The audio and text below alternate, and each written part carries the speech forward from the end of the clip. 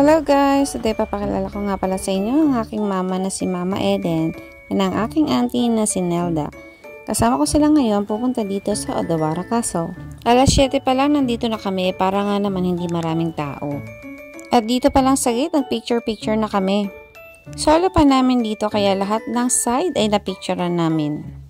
Sakto naman na makulimlim pa lang ang panahon at hindi pa siya umuulan. Kaya naman naglakad-lakad pa kami.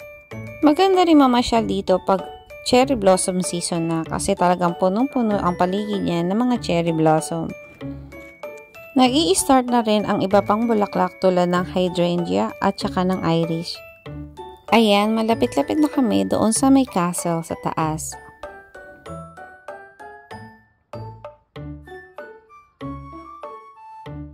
At ito na nga ang huling gate. Ayan, nasa castle na kami at yeah, picture-picture.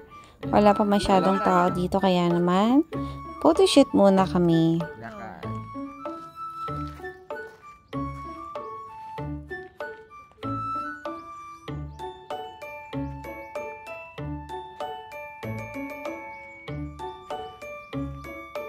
At after namin mag-picture-picture, syempre magpapahinga muna sila dahil hirapan silang umakyat doon sa may hagdan.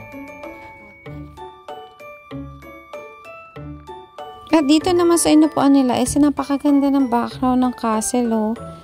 Syempre hindi maiiwasan mag-photoshoot. At pagbaba namin is dumaan kami dito sa may ninja village. Sarado pa siya kaya nagpicture na lang kami dito sa labas. At after nga nun is nagpalit na rin sila ng damit dahil ang hirap nga naman lumakad na suot ang yukata. O ayan, tinatry pa nilang isarado yung pinto. Pero syempre picture lang yun. At napakahirap naman talaga niyan isara dahil yan naka-lock na or something.